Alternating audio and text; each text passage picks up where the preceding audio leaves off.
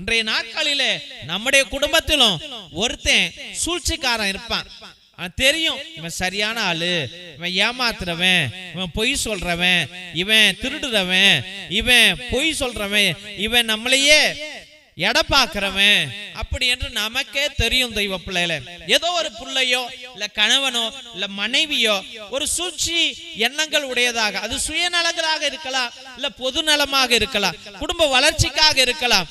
ஆனால் எப்ப பார்த்தாலும் என்ன செய்வார்கள்? அவர்கள் தவறாகவே புரிந்து கொள்வார்கள். எதை சொன்னாலும் தவறாதான் புரிஞ்சுக்குவாங்க, அவங்க சரியாவே புரிஞ்சுக்க மாட்டாங்க.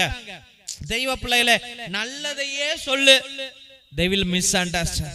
In our family there will be a cunning man. We will know that this person is not good, he is lying, he is stealing, or he is taking the things without anybody's knowledge, he is observing, he is